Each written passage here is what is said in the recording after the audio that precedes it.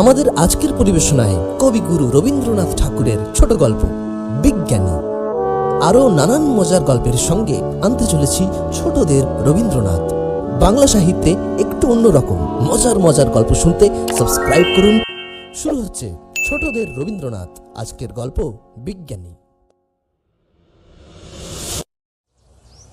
দাদামশাই, নীলমণি বাবুকে তোমার এত কেন ভালো লাগে আমি তো বুঝতে পারিনি। এই প্রশ্নটা পৃথিবীর সবচেয়ে শক্ত প্রশ্ন। এর ঠিক উত্তর কজন লোক দিতে পারে? তোমার হেয়ালি রাখো, অমন এলোমেলো আলু থালু অগোছালো লোককে মেয়েরা দেখতে পারে না। ওটা হলো সার্টিফিকেট, অর্থাৎ লোকটা খাঁটি পুরুষ মানুষ। জানো না তুমি, উনি কথায় কথায় কিরকম হুলুস্থুলু বাঁধিয়ে তোলেন। হাতের কাছে যেটা আছে সেটা ওর হাতেই থেকে না, সেটা উনি খুঁজে বেড়ান পাড়ায় পাড়ায়। ভক্তি হচ্ছে তো লোকটার উপরে। কেন শুনি? হাতের কাছের জিনিসটাই যে সবচেয়ে দূরে সে কজন লোক জানে, অথচ নিশ্চিন্ত হয়ে থাকে। একটা দৃষ্টান্ত দেখাও দেখি। যেমন তুমি। আমাকে তুমি খুঁজে পাওনি বুঝি? খুঁজে পেলে যে রস মারা যেত, যত খুঁজছি তত অবাক হচ্ছি। আবার তোমার হেয়ালি? উপায় নেই দিদি, আমার কাছে তুমি আজও সহজ নও, নিত্য নতুন। কুশমি দাদামশাইয়ের গলা জড়িয়ে বললে, দাদামশাই, এটা কিন্তু শোনাচ্ছে ভালো, কিন্তু ও কথা থাক। নীলুবাবুর বাড়িতে কাল কিরকম হুলস্থুলু বেঁধেছিল সে খবরটা বিধুমার কাছে শোনো না। কি গো মামা, কি হয়েছিল শুনি? বিধু মামা বললেন, পাড়ায় রব উঠলো, নীলুবাবুর কলমটা পাওয়া যাচ্ছে না। খোঁজ পড়ে গেল মশারির চালে পর্যন্ত। ডেকে পাঠালে পাড়ার মাধুবাবুকে। বললে, ওহে মাধু, আমার কলমটা। মাধুবাবু বললেন, জানলে খবর দিতুম। ধোবাকে ডাক পড়লো হারুন নাপিতকে। বাড়ি শুদ্ধ সবাই যখন হাল ছেড়ে দিয়েছে, তখন তার ভাগ্নে এসে বললে, মামা, হ্যাঁ, কলম যে তোমার কানেই গোজা। যখন আর কোনো সন্দেহ রইল না, তখন ভাগ্নের গালে এক চড় মেরে বললে, বোকা কোথাকার, যে কলমটা পাওয়া যাচ্ছে না সেটাই খুঁজছি। রান্নাঘর থেকে স্ত্রী এলো বেরিয়ে। উফ, বাড়ি মাথায় করছো যে। নীলু বললে, আহা, যে কলমটা চাই ঠিক সেই কলমটা খুঁজে পাচ্ছি না। বৌদি বললে, যেটা পেয়েছো সেই দিয়েই কাজ চালিয়ে নেও, যেটা পাওনি সেটা কোথাও পাবে না। নীলু বললে, অন্তত সেটা পাওয়া যেতে পারে কুণ্ডুরের দোকানে। বৌদি বললে, না গো, দোকানে সে মাল মেলে না। নীলু বললে, তাহলে সেটা চুরি গিয়েছে। তোমার সব জিনিসই তো চুরি গিয়েছে যখন চোখে পাও না দেখতে। এখন চুপচাপ করে ওই কলম নিয়েই লেখো, আমাকেও কাজ করতে দাও। পড়া শুদ্ধ অস্থির করে তুলেছো। সামান্য একটা কলম পাবো না কেন শুনি? বিনি পয়সায় মেলে না বলে? দেবো টাকা। ওরে ভূত, আগে এই টাকার থলিটা যে খুঁজে পাচ্ছি না। ভূত বললে, সেটা যে ছিল আপনার জামার পকেটে। তাই নাকি? পকেট খুঁজে দেখলে থলি আছে, থলিতে টাকা নেই। এই টাকা কোথায় গেল? খুঁজতে বেরোলো টাকা, ডেকে পাঠালে ধোবাকে। আমার পকেটের থলি থেকে টাকা গেল কোথায়? ধোবা বললে, আমি কি জানি, ও জামা আমি কাচিনি। ডাকলো ওসমান দর্জিকে। আমার থলি থেকে টাকা গেল কোথায়? ওসমান রেগে উঠে বললে, আসে আপনার লোহার সিন্ধুকে। জামাই বাড়ি থেকে স্ত্রী ফিরে এসে বললে, হয়েছে কি? নীলমণি বললে, বাড়িতে ডাকাত পুষেছি। হ্যাঁ, পকেট থেকে টাকা নিয়ে গেছে। স্ত্রী বললে, হাই রে কপাল, সেদিন যে বাড়িওয়ালাকে বাড়ি ভাড়া শোধ করে দিলে 35 টাকা। তাই নাকি? ও বাড়িওয়ালা যে বাড়ি ছাড়বার জন্য আমাকে নোটিশ পাঠিয়েছিল। তুমি ভাড়া শোধ করে দিয়েছিলে তারপরেই? সে কি কথা! আমি যে বাদুড় বাগানে ওই নিমচাঁদ হালদারের কাছে গিয়ে তার বাড়ি ভাড়া নিয়েছি। স্ত্রী বললে, বাদুর বাগান সে আমার কোন চুলোয়? নীলমণি বললে, রোসো রোসো, ভেবে দেখি সে যে কোন গলিতে কোন নম্বরে তা তো মনে পড়ছে না। কিন্তু লোকটির সঙ্গে লেখাপড়া হয়ে গেছে, 1.5 বছরের জন্য ভাড়া নিতে হবে। স্ত্রী বললে, বেশ করেছো। এখন দুটো বাড়ির ভাড়া সামলাবে কে? নীলমণি বললে, সেটা তো ভাবনার কথা নয়। আমি ভাবছি কোন নম্বর কোন গলি। আমার নোটবুকে ওই বাদুর বাগানের বাসা লেখা আছে, কিন্তু মনে পড়ছে না গলিটার নম্বর লেখা আছে কিনা। তা তোমার নোট বইটা বের করো না। হ্যাঁ হ্যাঁ, মুশকিল হয়েছে যে 3 দিন ধরে নোট বইটা খুঁজে পাচ্ছি না। ভাগ্নে বললে, মামা মনে নেই সেটা যে তুমি দিদিকে দিয়েছিলে স্কুলের কপি লিখতে? ও তো তোর দিদি কোথায় গেল? তিনি তো গেছেন এলাহাবাদে মেসমশাইয়ের বাড়িতে। সে কি রে, মুশকিলে ফেললে দেখছি। এখন কোথায় খুঁজে পাই কোন গলি কোন নম্বর?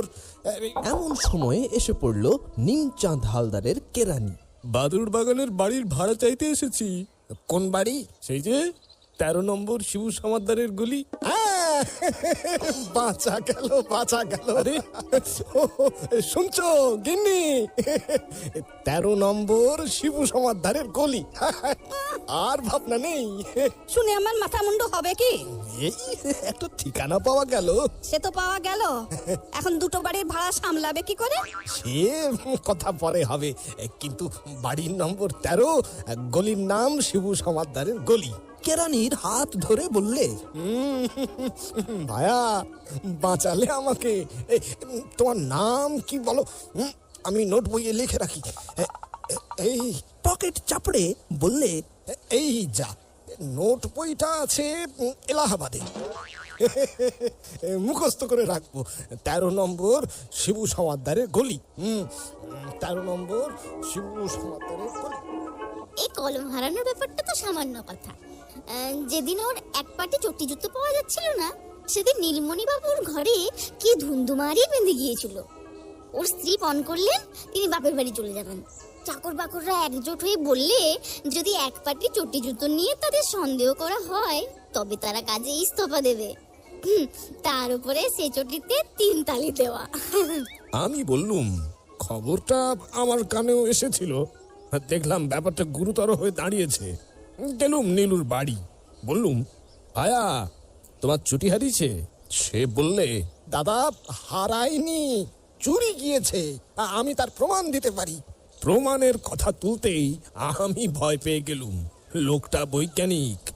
1টা 2টো 3টে করে যখন প্রমাণ বের করতে থাকবে, আমার নাওয়া খাওয়া যাবে ঘুচে।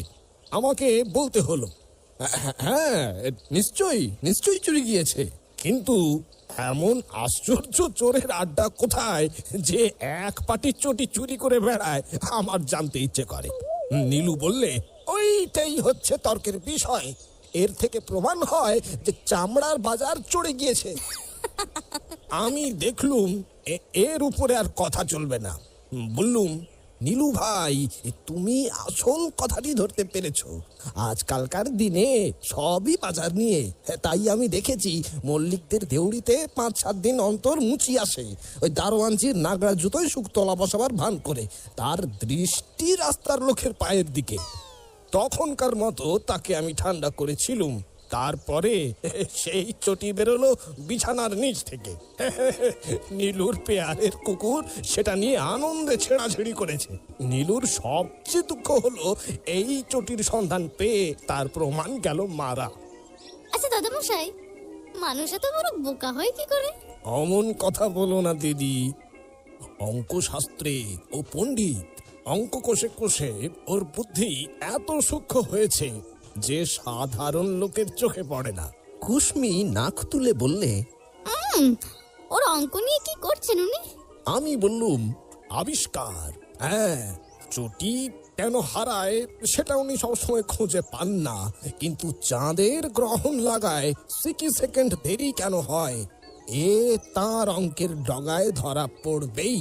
আজকাল তিনি প্রমাণ করতে উঠে পড়ে লেগেছেন যে জগতে গ্রহ তারা কোনো জিনিসই ঘুরছে না, তারা কেবলই লাফাচ্ছে। এ জগতে কোটি কোটি উচ্চিংড়ে ছাড়া পেয়েছে। এর অকাট্য প্রমাণ রয়েছে ওর খাতায়। আমি আর কথা কইনে, পাছে সেগুলো বার করতে থাকেন। কুসমি অত্যন্ত বিরক্ত হয়ে বললে, ওর কি সবই অনাসৃষ্টি? খাওয়া দাওয়া ছেড়ে উচ্চিংড়ের লাফ মেপে মেপে অঙ্ক করছেন। এই না হলেও এমন দশা হবে কেন? আমি বললুম ওর ঘর কন্যা ঘুরতে ঘুরতে চলবে না, টিড়িং বিড়িং করে লাফাতে লাফাতে চলবে। কুসমি বললে, এতক্ষণে বুঝলুম এই লোকটার কলমই বা হারায় কেন, এক পাটি চটি বা পাওয়া যায় না কেন, আর তুমি বা কেন ওকে এত ভালোবাসো।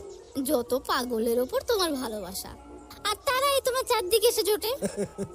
দেখো দিদি, সব শেষে তোমাকে একটা কথা বলে রাখি। তুমি ভাবছো নীলু লক্ষ্মী ছাড়াটাকে নিয়ে তোমার বৌদি রেগেই আছেন। গোপনে তোমাকে জানাচ্ছি একেবারে তার উল্টো। ওর এই এলোমেলো আলু থালু ভাব দেখেই তিনি মুগ্ধ। আমারও সেই দশা। 5টা বাজতেই ভুলুরাম শর্মাসে টেরিটি বাজারে গেল মনিবের ফরমাসে। মরেছে অতুল মামা, আজি তারি শ্রাদ্ধের, জোগাড় করতে হবে নানাবিধ খাদ্যের। বাবু বলে ভুলো না হে, আরো চাই দরমা। ভোলা কি সহজ কথা, বলে ভুলু শর্মা। কাঁকরোল কিনে বসে কাঁচকলা কিনতে, শাঁকালু কচু কিনা পারে না সে চিনতে। বকুনি খেয়েছে যেই মাছওয়ালা মিনসের, তাড়াতাড়ি কিনে বসে কামরাঙা 3 সের। বাবু বলে কামরাঙা এতগুলো হবে কি? ভুলু বলে কানে আমি শুনি নাই তবে কি?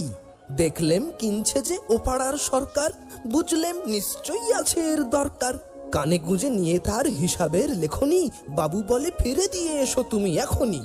মনিবের হুকুমটা শুনল সে হাঁ করে, ফিরে দিতে চলে গেল কিছু দেরি না করে। বললে সে দোকানিকে যা করেছি জব্দ, ফলগুলো ফিরে নিতে করেনি টু শব্দ। বাবু কয় টাকা কই, টান দিয়ে তামাকে। ভুলু বলে সে কথাটা বলনি তো আমাকে। এসেছি উজাড় করে বাজারের ঝুড়িটা, দোকানির মাসি ছিল হেসে খুন বুড়িটা।